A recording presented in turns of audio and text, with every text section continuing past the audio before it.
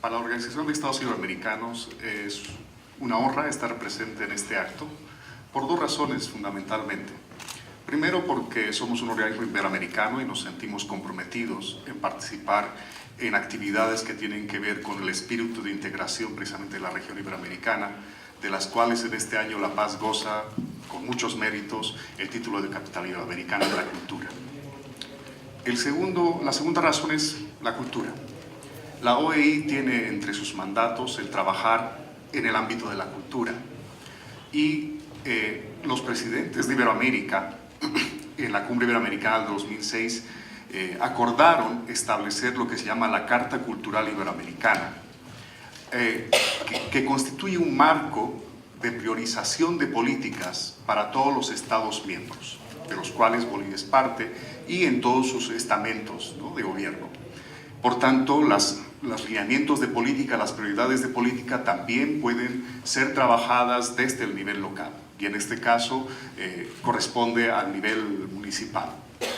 El aspecto complementario también nos interesa participar y por el cual trabajamos en el ámbito de la cultura es porque a partir de este mandato de los presidentes y jefes de Estado de Iberoamérica se constituyó un observatorio iberoamericano de la cultura, el cual tiene el propósito de realizar la medición del aporte de la cultura a la generación de riqueza de los países. En muchos estados y en muchos países no se tenía la concepción o no se valoraba el hecho de que la cultura pudiera generar riqueza económica, es a la que me refiero, porque riqueza cultural en sí la genera, riqueza estética, ¿no? Pero el aspecto es cómo darle la complementariedad que le permita tener una dinamicidad que tenga que relacionarse con otros sectores, y esta es la dinámica económica. Por tanto, desde el observatorio y en alianza con muchos otros organismos, se trabajó en definir metodologías de cómo medir en los diferentes sectores de la cultura esta generación de riqueza. No es una tarea fácil porque primero tiene que recurrirse a fuentes de información fidedignas y que sean generadas de manera no permanente, y en este caso se recurren a registros administrativos, tanto de orden municipal, de orden regional o de orden nacional. De los 12 subsectores que se acordó clasificar todo el espectro de las actividades culturales, en el caso de Bolivia, por ejemplo, solamente pudimos realizar el cálculo en 4 sectores. Esto quiere decir que en el resto de los 8 sectores aún carecemos de posibilidad de obtener estadísticas que nos permitan realmente establecer cuál es el peso de la cultura en esos sectores. En los únicos sectores que pudimos tener alguna estimación, la primera estimación para el caso boliviano, fue en el ámbito de la producción de artes escénicas, de producción musical, de producción de libros y cinematográficas. Esos son los únicos donde uno puede encontrar registros, ya sea a nivel de impuestos nacionales, a nivel de aduanas, a nivel del Estado, a nivel de las gobernaciones o de los gobiernos municipales, pero el resto de las otras actividades aún se carece. Entonces hay un trecho todavía que falta por desarrollar y tener esta información. Pero estos datos, ¿para qué sirven? Por ejemplo, en nuestros hallazgos hemos podido establecer, y la estimación la hicimos con el municipio de La Paz por primera vez, que el municipio de La Paz genera el 0.4% del PIB de riqueza del país en el ámbito de cultura. Y esto era para datos del año 2015, 2014-2015 un promedio. En cambio, al año siguiente se hizo un estudio complementario y se demostró que Santa Cruz, Cochabamba y El Alto generaban la misma cantidad de riqueza. Es decir, que La Paz, por ejemplo, por su volumen, tiene una gran actividad económica, que aproximadamente va por los 100 millones de dólares en estos 4 subsectores que les mencioné. Pero aún falta calcular los otros 8 sectores que les manifesté.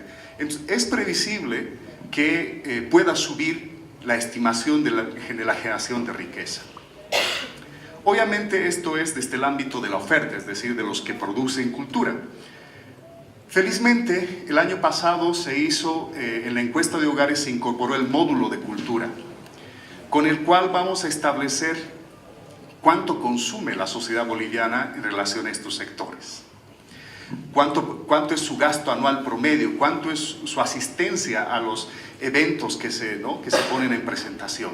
Obviamente, cuando tengamos una relación de la oferta y la demanda, vamos a tener una estimación más precisa, real, de cuánto se genera riqueza. Y esto no solamente sirve para fin económico, sino también para los tomadores de decisiones en todos los niveles, para saber qué sectores son los que dinamizan más, generan más empleo o hacen que la gente tenga más expectativa de ir a estos lugares para promoverlos más, o sectores que aún, digamos, carecen de esta dinámica, pero que requieren ser promocionados, dado que comparativamente con otros países tienen una dinámica grande. Entonces, para nosotros el valor de calcular cuál es la economía, lo que manifiesta el sectario, la economía naranja de la cultura, es que permitirá establecer realmente políticas culturales precisas para dinamizar este sector. En ese sentido, es que nosotros creemos que esta actividad, el lanzamiento del mercado de industrias culturales y creativas, es un evento importante, porque primero permite demostrar que la cultura no solamente es un hecho de ocio o simplemente de inspiración de los artistas, sino es un hecho que genera desarrollo económico en el país y además de desarrollo cultural. Segundo, saludamos el hecho de que hay una alianza con la Cámara de Industria y Comercio y hacemos un llamado a que la Cámara de Industria y Comercio pueda abrir un capítulo precisamente del área cultural, porque está demostrado que la cultura genera riqueza y que tiene que ir en procesos de formalización.